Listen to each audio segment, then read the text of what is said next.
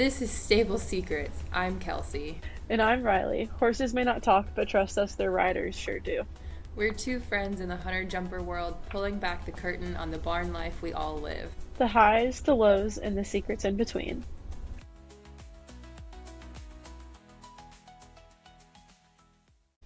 All right, well, today we have on Kailyn Pupa, owner of Bullseye Equine and one of my best friends. She specializes in equine physical therapy with a master's degree in veterinary physiotherapy and offers services like myofascial release, soft tissue, and dynamic mobilizations, cold laser, kinesiology taping, bit and bridle fitting, and many more. Previously, she was an FEI groom for some of the top names in the sport, so needless to say, we are very thankful to have her on. So thanks for joining us. Yeah, thank you so much for having me. I'm very excited to be here. I'm super excited to meet you and to get really into learning more about what you offer and all the different things you've learned over the years. Yeah, I've got lots to share, so very excited about this. All right, so let's get started. How did you originally get involved in horses? Oh gosh. I think I was like 4 years old, apparently. I was 4 years old, and there was a street fair at my parents' house in the town where I grew up, and we were waiting for my dad at the train station, so my mom took me to the fair, and there was a pony, and I like refused to get off the pony for hours while we were waiting. And then ever since then, I was like asking for riding lessons and would not shut up about the pony and horses. And I guess that's kind of what started it all. Kind of random because no one else in my family really rides. Like my parents were never involved with horses. Um, but I grew up like taking lessons, and I never had my own horse, but I was always that pony kid that would like, clean 5 stalls so that I could take a lesson on the pony. And kind of through college, I rode a little bit here and there. And then after college, I wasn't really sure what I wanted to do with my life. So I went and groomed, like you said. I groomed and managed and flat rode for a couple of different people. Learned a whole lot doing that. It was amazing and got to travel all over. And then I kind of wanted to do a little bit more. Like I like thinking and I like puzzles and like using my brain and just thinking about different things. And so I went back for the physical therapy for horses.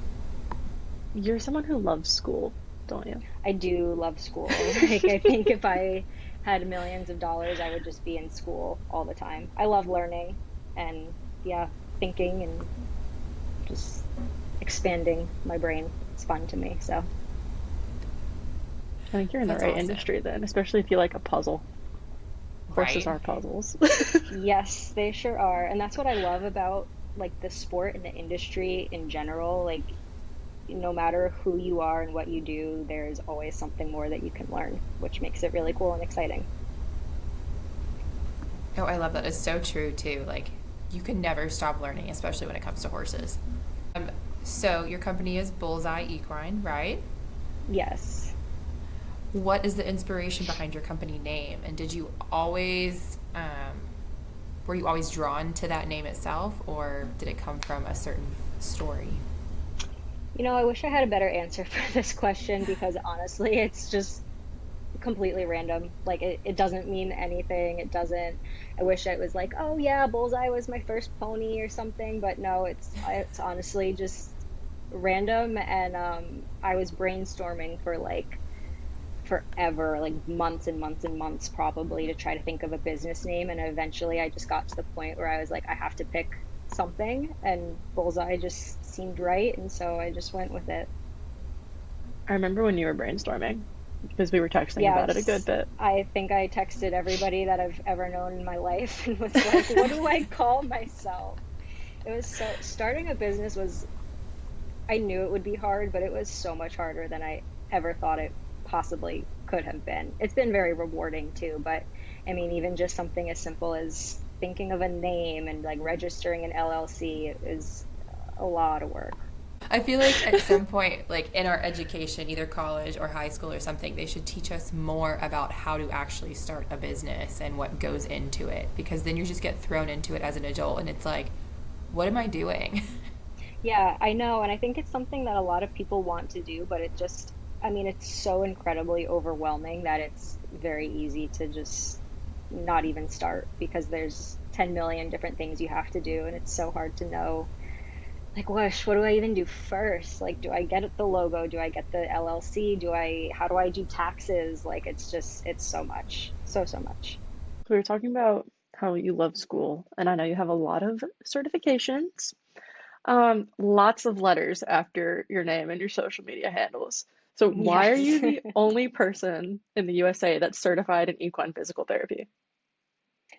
Well, so there's kind of a handful of well, okay, let me go back. There's one way in the US to become certified in like equine rehab slash physical therapy. The legalities of calling yourself an equine physical therapist are actually a little bit of like a gray area. So I go a little bit more towards rehab now.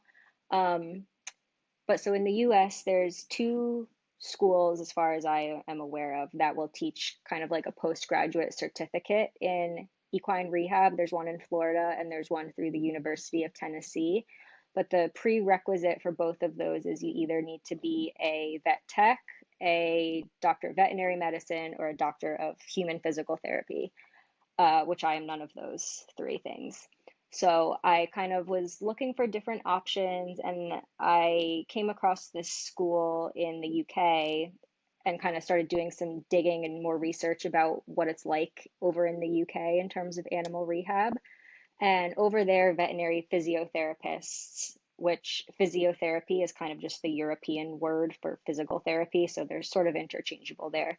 So, veterinary physiotherapy is very, very common over there. Like most universities have a program, whether it's an undergraduate or a master's program for animal physical therapy. And that's ultimately what I decided to do because I figured if I was going to do this, like I wanted to work with sport horses and really competitive horses. And I figured if I was going to do that, I wanted to get the very best education that I could possibly.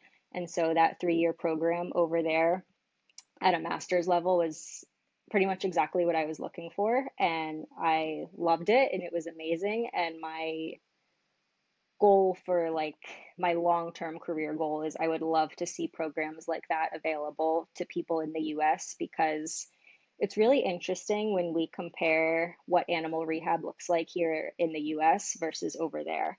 So over here, like I said, there's those two schools that will teach a certificate in animal rehab, but you have to have those three prerequisites. So people that are certified in animal rehab over here are very, very few and far in between. If you have one in your area, you're very lucky. Um, but lots of us live in places where there aren't really people that are trained in how to truly rehab an animal, which is sad because over there, if your horse gets hurt, your vet will come out and diagnose the injury, and you've got about 20 different practitioners that are covering your area that you can choose from to help get your horse through that rehab. Oh, that's awesome. That's crazy. It'd be You're a so hot nice to have commodity, that many Kailyn. options. It's really kind of mind blowing, and like I'll tell people that, and they're like, "Oh, but that's so good for your business." And I'm like, "Yes, it is, but it also makes me really sad because there's only one of me, and there's God knows how many horses in this country, and most of them are hurt to some extent all the Right. time. And it makes me sad that there's not a ton of people who are really trained in being able to help those horses because good rehab and good physical therapy really can make the difference between whether your horse comes back from an injury or not. And it gets frustrating to me that there's not more people that can help with that. Well, I know you said it's a 3 year program, and obviously I know what your travel schedule was like, but will you please tell everybody what your crazy travel schedule was like? So it was part-time for 3 years. I was on a student visa in the UK, so I was not allowed to work over there. So I figured, what am I going to do in the weekdays in between my classes, which were on the weekends?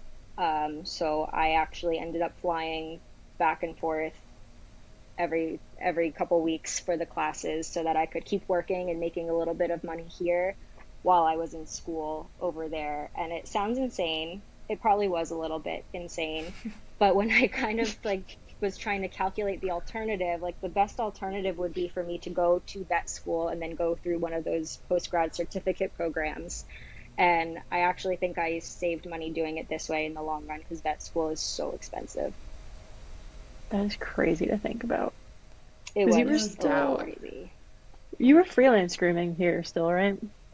Yeah, so I was grooming like Monday, Tuesday, Wednesday, Thursday. Thursday night, I would drive to the airport, fly over, take the overnight flight, land there Friday morning, have classes Saturday, Sunday, sometimes like Friday, Saturday, Sunday, and then fly back Monday morning and then do it all over again. Good Lord, Kaylin. Yeah, it The was a lot. commitment to that, though, is just so impressive. Yeah, I mean, it was, like I said, is probably a little bit insane, but it's what I wanted to do. I wanted to get all the knowledge that I could possibly get from people that were doing this all the time. And, you know, that's their whole jobs over there. Like, that's all they do all day is treat horses and do rehab for horses. And that's who I wanted to learn from. So that's what I had to do. And I did it. Worth it. It's so worth it. Absolutely. So I only listed off a couple of your certifications or like a couple of things that you offer, but will you tell us kind of like all about Bullseye Equine and everything that you do? Yeah, so my like main services are kind of split into two categories, which initially might sound a little bit kind of like how are those related, but they really are. So I do the physiotherapy, rehab type stuff, and then I also do the bit and bridle fitting. And the physiotherapy kind of gets split into different categories too. So I do right now I probably have like half and half of my practice is half true rehabs. Like there's an injury. I'm working really closely with the vets, um, trying to get that horse back into performance. And then the other half are kind of just performance maintenance. So there's maybe some little issues here and there, but there's not an injury that we're actually rehabbing from. We're just getting them ready for competition and getting them feeling good in their body. And that too can get split into several different things that I do. So I kind of have my car is like overflowing with equipment and modalities because we learned about all of them in school and they're all really good for different things, which is something we can talk about in a little bit more detail if you want. But so, for example, I have like PEMF, laser therapeutic ultrasound, TENS and NMES, FES, Indiba. I think that's pretty much everything. But so each of those things I use in a very targeted way, depending on what exactly is going on with the horse and what I'm finding in their bodies. So I don't do like a PEMF session where I just throw a blanket on and the whole horse gets a PEMF session. There's nothing wrong with that, but what I do is much more targeted. So if I'm using PEMF, it's on a very specific body part because of some pathology or something that I felt within their body that is going to most benefit from PEMF as opposed to everything else that I have in my toolbox. And then the bit and bridle fitting, that sort of got added on in a way that I wasn't really expecting. When I was going through the physiotherapy program, I wanted to learn more about bits because I thought people were going to ask me about them. And so I started shadowing and training with some different independent fitters over in Europe. And the first time I went and saw what a bit fitting over there looks like from start to finish, it was just the coolest thing to me. I had never seen anything like it offered here. And I thought I have to bring this over to the US because nobody here is talking about this. Nobody is doing it in this way. And it was so fascinating to me. So that was something that I kind of added on that I wasn't planning to. But the bit and the bridle just completely changed the way a horse moves. It has a huge impact on their biomechanics. And so really like when I'm seeing a horse that's rehabbing for the first time and it's, let's say it's just tack walking at the moment, the way that that horse is using its body, it is so important to get it using its body correctly so that the injury can heal and we can really manipulate that with a bit and a bridle, which is super cool. So it does sound sort of like two separate things, but they totally go together. What is so special about how they did a bit fitting that you don't usually see? So they're all independent. So the knowledge that they have is not coming from a bit company or a bit manufacturer. And I'm sure you've experienced there's this I'm sure you've experienced this yourself, where if you're shopping for a new bit, maybe you're Googling something and you find something on the manufacturer's page and it says, this is going to help lift the shoulders, or it's going to help with turning, or it's going to create a softer contact, or something like that. And they can tell you whatever they want, whatever they think sounds good to try to sell their products to you. But when you're independent, you learn how to read through that and kind of understand exactly what the bit is doing and why it's doing that, or why it's creating those feelings, and whether it's doing it in a way that is long term going to be good for the horse or long term going to be detrimental to the horse. So the people that I was shadowing with over there, they were not affiliated with any brands, and they had just so much inventory, like so many different options, and they weren't trying to sell one thing over another because they were getting commission or something like that. But what was really interesting to me was that they were looking and talking about how the horse was moving. Like, oh, this horse is really cranially loading, like heavy on the forehand. So we're going to switch it to a bit like this to try to prevent that. And that was just like mind blowing to me. Like, I had never really heard people talk about things like that before, where, like, sure, it could be a training problem. Maybe there's a training component to it. Sure, it could be a body problem. Maybe there's something uncomfortable that's going on that's making the horse want to be heavier on the forehand. And the bit is just a part of it, but it's such an important part of it. And you can totally change the way a horse moves just based on what bit is in their mouth. And so over there, and the way that I do it now too, is you have to have a written component to it. There's no way to just look in a horse's mouth and decide which bit they're going to go best in, because you have to see the way that they are moving and carrying themselves, the way that the rider is giving the different rein aids, the way that the horse is responding to those rein aids. And you take all of that information and kind of put it together and then decide which bits that horse and rider would probably do best in. That's so That cool. is so cool. I've It's never so heard cool. that. Yeah, they're such fun appointments too, because it is so new and people have not really heard about these concepts before. And so it's always really fun because the riders feel such a big difference, the trainers there feel such a big difference, or they see a big difference. Like, they've been struggling with getting the horse to turn right for weeks or months or years or whatever it is, and you put a different bit in and it makes it so much easier. Like, it's not always a miracle solution. I wish it was, but it's a piece of the puzzle. And that's kind of all we're doing all the time, is just trying to get each of those pieces of the puzzle to fit correctly. I could have used your help trying to get my last one to turn left. He has never liked to turn left, ever. Do you have like a specific brand, and I guess not brand, or type of bit that you find yourself recommending more often than others, or any that you kind of lean towards? I have my handful of, like, I don't want to call them best sellers, but like ones that a lot of horses go quite well in. But it is Mm-hmm. so horse and rider dependent Right. that, I mean, I think the last time I counted, I had about 500 bits that I bring to my Wow. appointments. Yeah, Oh my it's gosh. crazy.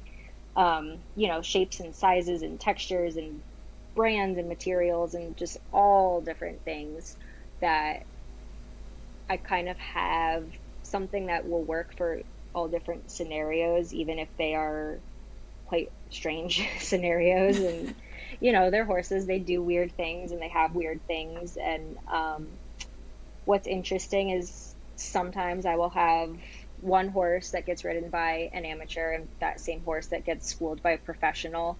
And even though it's the same horse, those two riders will end up in two different bits because they ride differently. They're looking for a different feeling. They prefer to give Mm-hmm. their aids a little bit different ways. So it's really extremely, what's the word? Like, customized and Yeah. specialized to that specific horse and rider pair, and exactly what they're feeling and what they're looking for and what's going on. I just have him in a like regular snaffle. He's always been super light in the mouth, happy, but it makes me wonder because my horse has shoulder and neck problems, so he has his Mm-hmm. own things going on. But whenever we put him in a bridle, he does love, and I can't tell if it's more when he's stressed or playing or what. He loves to flip his head and get the Mm. nose up and just like really get after it. So it makes me think, is it because of the bit or the pressure, or is it just you having a moment because he is kind of sassy? Like, this has given me so many new things to think about. Well, so it's interesting that you say he has like neck and shoulder problems, because we can go into a little bit of anatomy here. And if you want me to like really go into it, let me know. But Please do. essentially, yeah, so the way that the tongue is attached to the rest of the body, so, and the bit, of course, interacts very closely with the tongue. So the tongue attaches to this little floating bone that's kind of in the back of the horse's head going into their throat, called the hyoid, which is something that you maybe have heard like a chiropractor talk about before. And then that hyoid has a bunch of muscular attachments that go all the way down to the shoulders and to the sternum. So when a horse is not comfortable with their bit and they have holding tension in their tongue, it translates all the way down through their neck and into their shoulders and into their sternum. So especially for horses that have like neck pathologies, like whether it's just some muscle soreness or they have arthritis or whatever it is, getting them comfortable in their tongue can make a really big difference because of how that all connects down into the rest of the body. And then if we want to talk about like myofascial kinetic lines, so that's this concept that the muscles attach bone to bone, but they also have attachments to each other. And there's these chains that kind of go throughout the whole body. There's several of them. A lot of them pass through the TMJ, which is the jaw joint, which again is of course very impacted by the contact in the rider's hands and what bit choices we're making. And some of those lines they kind of crisscross and go all over the body. So they go down into the shoulders, they go through the core, they go over the back and the top line, they go down into the hamstrings, and they go all the way down to the hoof of the hind limb. So quite literally, when we are talking about bits, it is a whole body effect because it's all connected. That is so wild. It's really I'm watching her wild, brain and spin. I know. I'm just over here buffering, and I'm like, I'm going to have to call my vet and be like, Becky, you have to listen to this episode because you're also going to be buffering. Yeah, she would love that. it is. It's really mind blowing, Yeah. like especially when you hear it for the first time. And I think it's one of those things where, like, I have these conversations all the time during my bit fittings, and it's like, oh my gosh, yeah, of course it makes sense, but like, why has nobody talked about this before? Because Yeah. it does make so much sense. It's so important. And I think it's a little bit like saddle fitting. Like, that wasn't such a as big a deal as it is now several years ago, and now we know just how important that is. I see bit fitting going the same way. Like, we're just now realizing how big of an impact it makes, and it's going to become a lot more common in the coming years. And I hope it does, because it's fascinating and it's incredible and it makes a big difference. It's actually interesting that you mentioned saddle fitting, because saddle fit was a huge thing with her horse. Yeah. Yeah. We went through like all the custom channels. I've tried all the different brands over the years, like trying on different horses as well, and none of them ever work well. They don't last.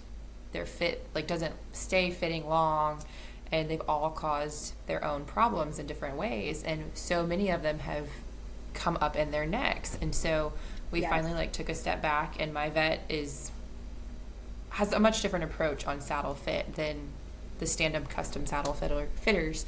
And so going back to something that has the longer tree points that sit in better areas, like, has made such a difference. And I went from having these custom $8,000 saddles basically to, I found an older $800 saddle, and as soon as I put it on my horse's back, he was a new man again and was like, yep, this is it. Thank you for listening. So I can only imagine like pairing that with a bridle and a bit that fits and makes him also comfortable. Yeah, exactly. And it's like I said before, just each piece of the puzzle is important and has its place, and it all adds up to a comfortable and happy and willing partner. And the saddles, yeah, I'm glad you figured it out, because it's so important. It's a huge piece, and you can do a lot of damage with a saddle that doesn't fit well. I see it all the time, and it's frustrating because, like you said, you can spend $8, $9, $10,000 on a saddle that you're told fits your horse perfectly, even though it might not. And you think you're doing the best for him, and then it's just detrimental in the end. Yeah, exactly. That's where I think like what you guys are doing with your podcast, and like just having platforms for people to come on and talk about how important all these different things are, is amazing because we all want to do what's best for our horses. We just need the tools and the information to be able to make those decisions. Curious to hear your take on this, Kaylin. So I know as technology has evolved, people are really hyperfixating on necks in a PPE now and neck injuries just in general. How connected do you think a lot of those neck issues are with lack of knowledge with bits and bit fitting and bridle fitting? Hmm. That's a hard question to answer, actually, because I think what you're talking about is like the ECVM type stuff that gets scary and like neurological horses that are stemming from like stenosis and problems in the neck.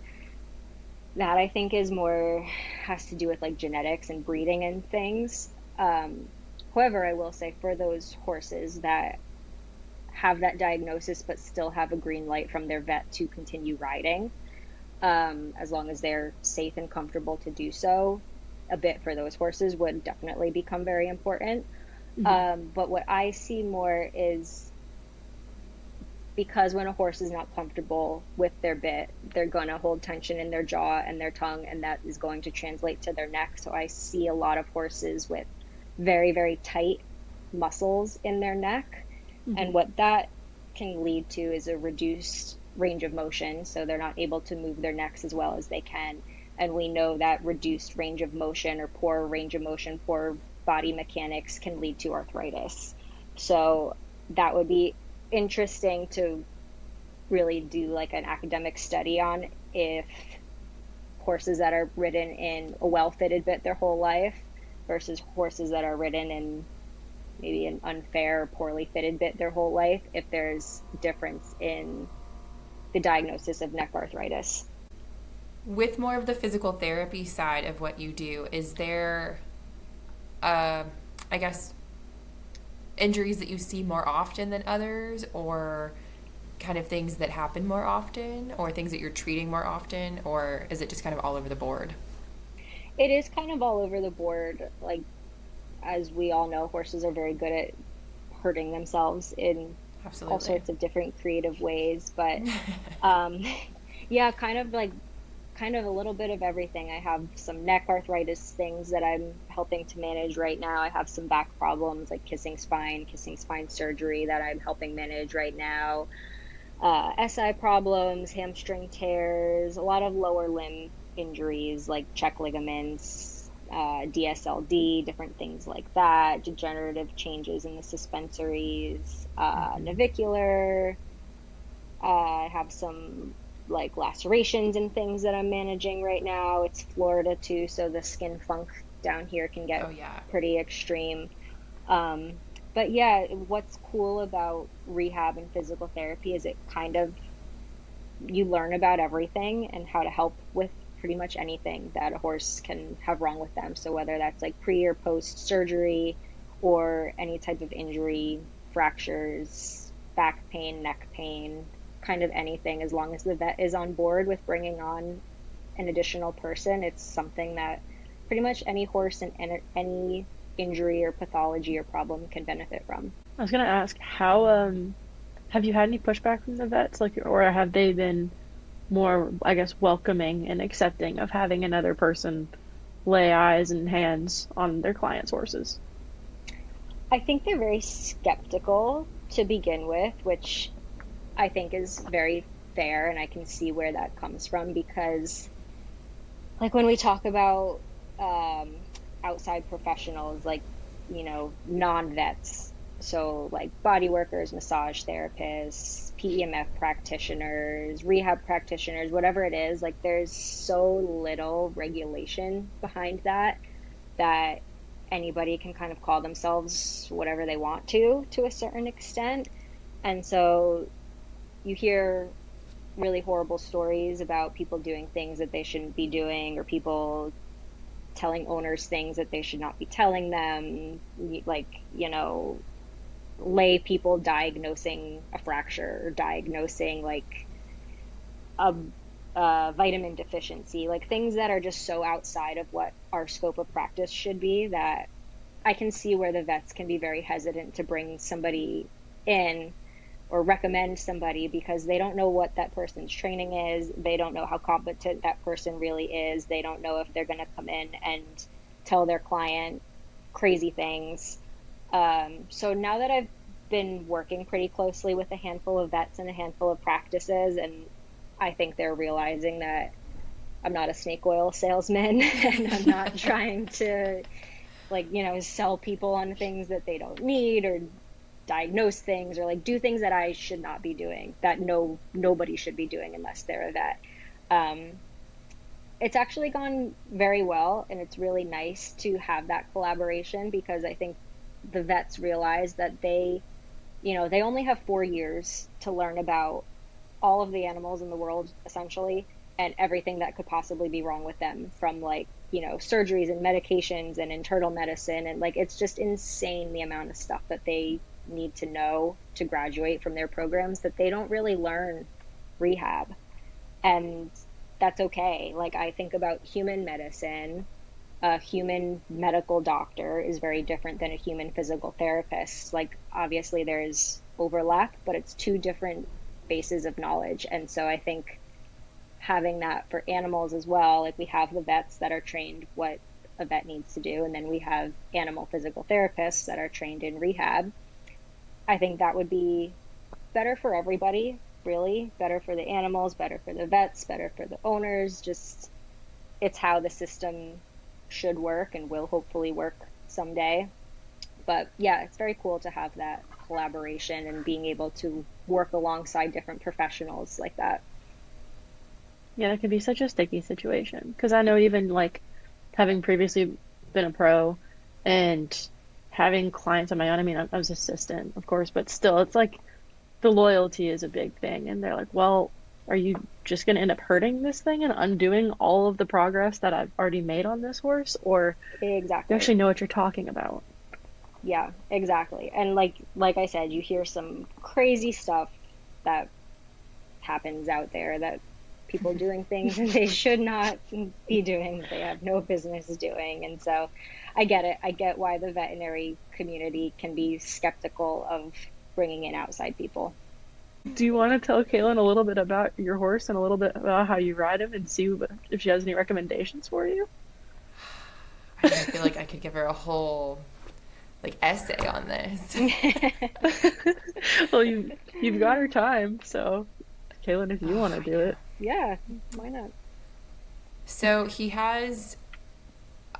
You said you listened to our other episodes. Hmm. My vet, Dr. Brake, has been looking into like shoulder girdle and all of that. He does have arthritis in his low neck, Hmm. and he's just had like he had a little bit of the neurological symptoms in the beginning. Those have been gone. We've built back the top line from a lot of lunging, a lot of time off. He was on some muscle relaxers, all of that fun stuff. So now he is Hmm. just fat and sassy. And he's had the neck injections. We're just like getting back into work now. So we're still primarily lunging with me getting on maybe like 5 to 10 minutes, a few laps of trot just to kind of make sure he does like the saddle and is still comfortable, all of that. Hmm. And we're still hopping a little bit. It's so much better, but definitely with the addition of weight on, he gets a little bit more uncomfortable again. And then the head flipping is just what I'm stuck on in my head now. And I'm like, it has to be all related. And it's the bit, and then it's probably causing him to tense up in his sternum and affecting the back and the fit with, yeah. That, yeah. I know it's really crazy when you like dive into the anatomy and the biomechanics of it because it is all related. So I know you said, and this makes me laugh a little bit, like not to you, but I just hear this all the time, like, oh, I just use a Snapple. I was like, okay, but I've got probably like of the 500 bits in my car, like 300 of them are a Snapple. So Right. do you know, like, is it a loose ring, a D ring? Do you know what the mouthpiece is? Like, It's a loose ring single break. I hmm. want to say it's a little bit of a thicker one. Like it's not just the plain thin, but Hmm. I'm trying to picture it right now and I cannot see it. I do want to say it is a little bit thicker, has like a little bit of weight to it. Um, Okay. but loose ring, yeah. So I would keep the loose ring if he has like a tendency to come on the forehand a little bit more. Um, because of how mobile the rings are, when they go to like lean and get heavy in your hand, they'll kind of roll off of it a little bit more. Um, a single joint works okay for some horses, but for your horse, which he obviously has problems going on in his neck, it can be a little bit uncomfortable for them because it puts more pressure on the edges of their tongue as opposed to distributing it over their whole tongue. So some horses are more sensitive to that. So you might try a double joint Okay. and see how he does with that. And again, I have probably like 50 different double joint options in my car. So it would then depend on like exactly how he carries his head and his neck and kind of like the oral anatomy too. Like, so if they've got a thick tongue or a thin tongue or a high palate or a low palate, shape and size of the bars, things like that. Um, but yeah, I might try something double jointed with a little bit of a curve to it. I really Cool. like the Trust double joint. They make a nice double joint. And then the Springer Dynamic is a really good one too. I reach for those two quite a bit. Sweet. That's what my mom and I have been riding long enough that we've had a variety of horses with a variety of personalities, builds, all Hmm. of that. So we have a entire bit collection of different options. So I'm I'm like, I'm sure. gonna be going through my box and like pulling out different things to try this week. He's gonna have so much fun. Yeah, and like you can totally experiment on your own too. Like if you have somebody helping you, sometimes that helps because the changes can be a little bit difficult. But yeah, you have a horse and you have a collection of bits, like just put different ones in and try different things, and I can almost guarantee you'll feel a really big difference, like a shocking difference in That is how so your cool. horse moves and carries themselves just by changing out the bits. Oh, I'm so ready to go home now. Just like get this on the road. Let's try it. And the nice thing about horses too is they will 100% tell you if they don't like the bit. Oh So yeah. that's helpful. Well, and that's what Yeah. with the Hmm. saddles, we would put one on and you could tell instantly he was like, absolutely not, take this off. I hate it. And so I'm expecting kind of a similar thing, like now that I think about it. Like if the head doesn't flip, if we don't kind of gnash a little bit, like it's going to be crazy. Kaylin, what bit would you have recommended for me to put in Sambuco? I know we talked about it, but it's been so long, I can't remember. I don't remember either. I think I think I didn't mind the Pelham because you had him in a rubber Pelham, right? Yeah. Yeah. I think I wanted him in like a Trust Pelham, which is similar but thinner than those Hmm. like generic, like really big, thick black rubber bits. I do not like those. I don't ever recommend them for several reasons. But I think I that's what I was gonna have you start in, like a Trust, their InnoSense mouthpiece. I really like that mouthpiece, and then as a Pelham. Interesting. Well, we'll see what I end up writing next, and then we'll go I from there. know, I know. I'm excited for you to get another horse to ride. I had an interesting also question. There's so many questions. It's the point of the podcast. Um, Kinesio tape. I've used it on myself, and I've seen obviously your stuff of you using it on horses. Yeah. How immediate and like big of a difference does that make for them? I think it does depend on the horse and again, like exactly what we're trying to use it for. But the theory essentially is that they will feel the sensation of that tape on them. Same with us too. Like if you tape yourself, the idea is you feel the tape as opposed to the pain that's potentially in that area. Um, we call that in science the pain gate theory. So essentially, those signals that your brain is getting from the tape are reaching your brain faster than the signals that the painful neurons are sending. So when you put the tape on a painful area, the thought is that it's pretty much immediate that they start feeling that instead. Um, there's an application that I really like for the pole that kind of works in that theory, but then it also works because there's a little spot right on their pole called a myodural bridge where the muscle fibers actually go down into the spinal cord. So it's really relaxing, talks right essentially to the central nervous system and to that spinal cord in the brain. That one I get really big results from pretty much right away. And then I will also use it, I like to put it on really tight muscles, because the other thought is that it helps bring more blood flow and bring more oxygen and nutrients into an area. And that can be really good for tight muscles that are just kind of stuck and they're a little bit dehydrated and they're not getting that good, healthy blood flow that they need. So I will put that on a tight muscle group. And then when I go back to check on the horse in like a week or so, if the owner's doing a good job with the stretches and the other things that I recommend, that will make a really big difference. So kind of depends what exactly we're using it for, but the pain relieving results are pretty much right away. And then the muscle relaxing results happen as long as the tape is on, essentially. So when you put the tape on, I usually tell people to leave it until it falls off. That can be anywhere from it's gone the next morning because they rolled really aggressively and they ripped it off, or it's on for like 4 weeks and they have to take it off because they're going to a horse show and you can't ride with it at the show. So as long as the tape is on, it is talking to the nervous system in some way and having benefits, which is pretty cool. I was gonna ask you how long does it stay on for? Because I know, like, on a human, it gets itchy, like it gets irritating, and I'm sure horses probably feel the same way. Yeah, like I always tell people when I tape them for the first time, like if you feel like they're just getting annoyed by this, just take it off. It's not worth it. And of the, gosh, hundreds of horses I've taped, I think I've had like two or three where the owner texted me the next day and they're like, yeah, I just feel like he's really mad or she's not happy, and like, just take it off, then it's fine. So it can happen, definitely can happen where they don't like it.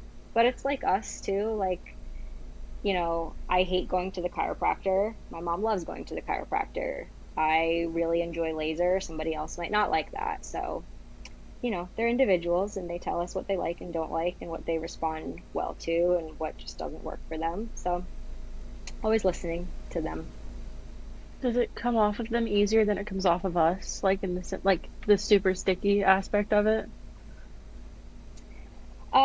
So there's like a specific way to take it off. You go with the hair and you kind of like roll it off, and it usually comes off pretty easily.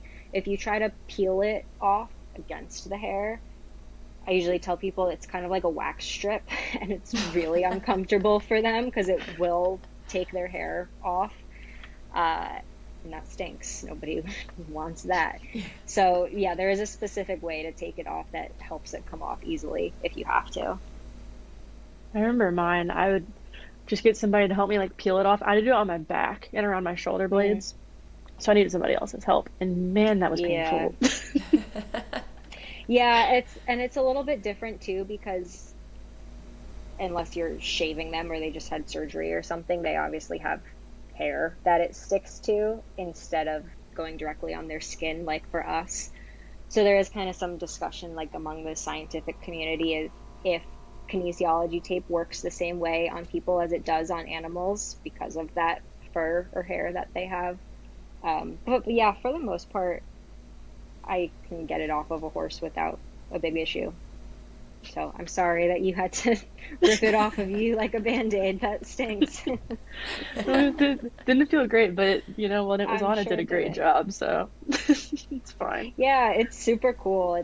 I think it works great and it does pretty cool things. So, and I know so many people that say the same thing that have had tape themselves.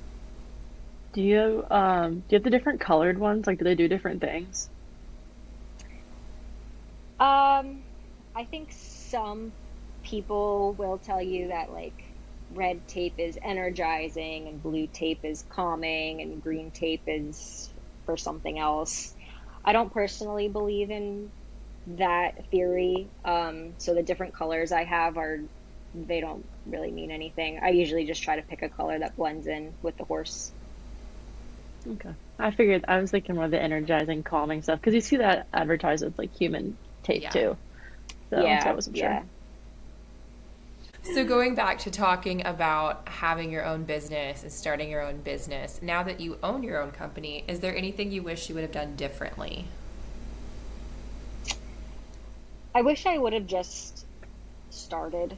Like, I feel like I spent so long, like, I wanted to have everything perfect before I, like, made my Instagram or before I made my website or, like, before I started reaching out to people. Like, I wish I had just gone for it, whatever stage I was at. Because now here I am, like, 2 years in, and it's still not perfect, but you just have to start. I think that would be my advice for like anybody that's thinking about starting a business or, taking a leap of any way. Like, nothing's ever going to be perfectly fully lined up. It never will be. So you just have to go for it. And if I could go back, I think that's what I would have done. Like, who cares if my website's not ready? It doesn't mean I can't make an Instagram page, or who cares if my Instagram page isn't ready? That doesn't mean I can't start like sending flyers out to different barns and telling people that I'm in the area. Like, you just have to go for it, really. Well, Kaylin, do you ever miss grooming full time? Or no? I do actually, yeah. I miss, because like, when you're a groom or a rider, you're working in one barn, you get to form that really close connection with each of those horses, and like, them inside out, them like the back of your hands. They look forward to seeing you and you look forward to seeing them. That's the part that I really miss. Like, I do feel pretty close with a lot of the horses that I see on a very regular basis, but it's not the same thing as being with them like 24/7 and traveling with them. And, you know, you literally spend more time with them than you do like your own family sometimes. So that's a part of it that I miss. I miss being like really involved with the horse shows a lot, um, because I do get to go to different shows and see horses at the shows, but it's a little different, like not actually having a horse in the class or something like that. So I do miss that part of it too. Do you have like an all-time favorite moment from your grooming days of like it was just like the most epic thing ever and that'll never happen again? Um, I like the first thing that came to mind when you said that is there was this one horse that I used to groom, and he was just amazing to flat. Like, when you like when you're riding a horse and like they're really lifted through their back and they're really engaging through their hind end, and like it's just the most magical feeling. And I was out on the canals down here with him, and it was just like a magical moment. Like, you just feel like you're literally one with them, and like whatever you want their body to do, they can do it, and it's comfortable and it's happy for them. And like that was just the coolest feeling. And I remember just like cantering along the canals, and there's all these beautiful farms around, and I was like, I can't believe this is my life right now. Like, I'm sitting on this incredible horse. This is the most amazing feeling, and like look at where I am. Like, I think that was a really cool special moment that I think about sometimes. Oh, That I sounds know there's amazing. like you can there's a big difference when you sit on like a certain caliber of a horse. Like you just Yeah. feel the quality underneath you, and it's really weird to try to explain that to somebody that doesn't ride horses because I've tried before. Yes, very. Yeah. And they're like, "What do you mean? It's just how they feel underneath you." And I'm like, "Don't worry about it. Let's move on." Like, it just sounds weird, but like, I mean, some of the horses that I've sat on are like seven-figure animals, and like, I see why they cost that much money, so I know how that Yeah. feels. The feeling is like unbelievable. I guess maybe the closest thing you could try to equate it to would be like, I don't know, driving a Prius versus driving like a Maserati. Exactly. Yeah. Like, I don't know. Like Like, it's just that technically the same power thing, that but you all the get. buttons are different. Yes, totally.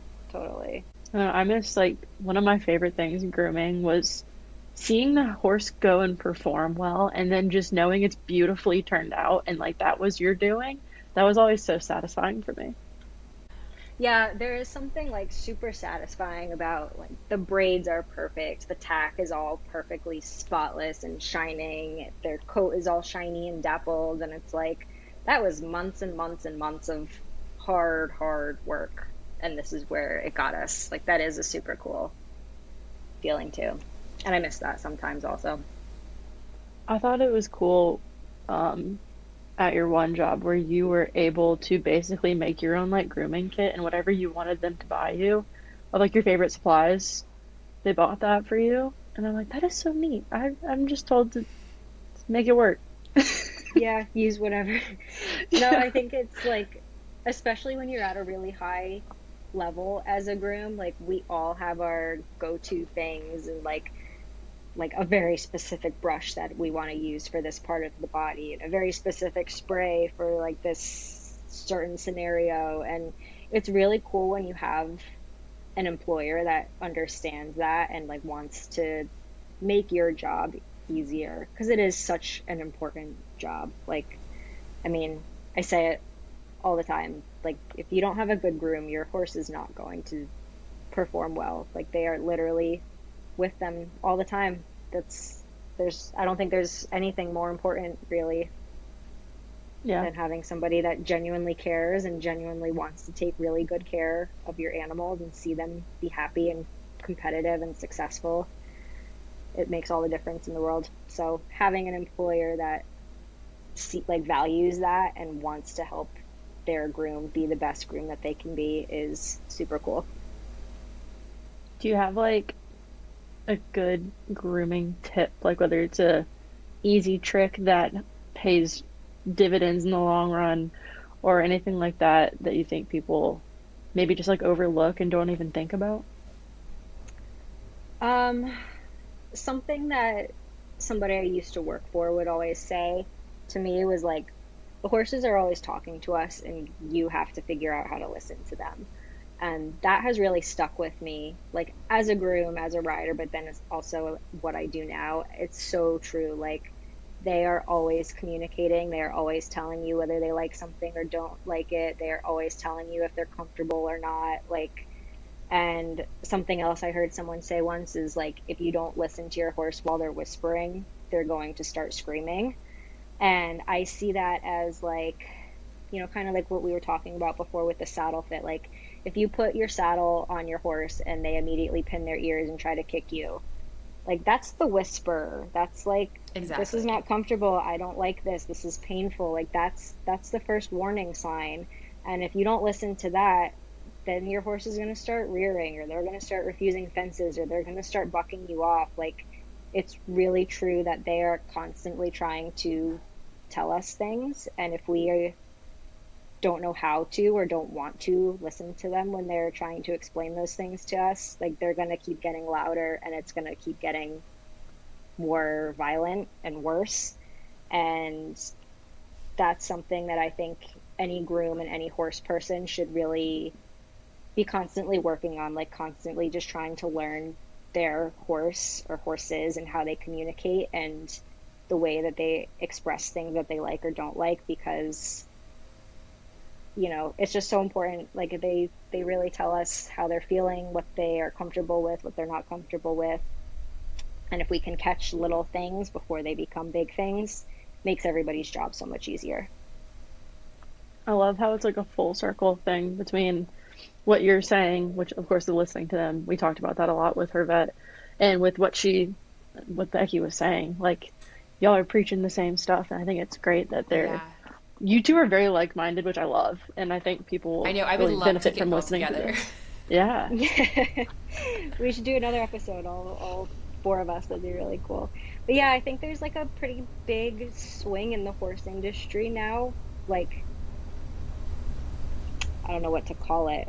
Like, it almost sounds kind of like woo woo, like, oh, what do you mean like your horse is talking to you? Like, what do you mean my saddle doesn't fit? Like, they should just deal with it. What do you mean my horse has like, shoulder girdle problems? Like, I feel like there's a big swing towards that sort of attitude and mindset now. Like, these are animals and they have feelings and they can, communicate with us in some ways, and we should be listening to them because it's a really big job that we are asking them to do, even if it's just like quote unquote, just a trail horse. Like, that's a Right. job. That horse is Yeah. working hard to carry a person and walk for miles and all the way up to like the Olympic levels. Like, those are huge jobs that we're asking our horses to do. And we should really be doing everything in our power to make it comfortable and happy and enjoyable for them.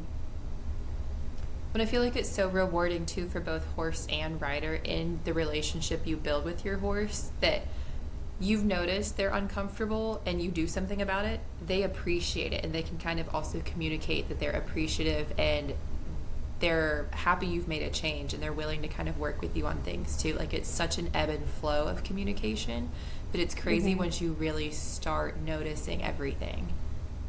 Yeah, absolutely. Like, it should be a partnership, and like any other relationship, like both people have to be putting in effort. So, or people and horse in this case, like you have to you have to be willing to, like meet each other in the middle and listen to what one likes and one doesn't like. And if we're, as riders and grooms and managers, like constantly ignoring the things that we know are not good for our animals, like that relationship is going to suffer in the long term.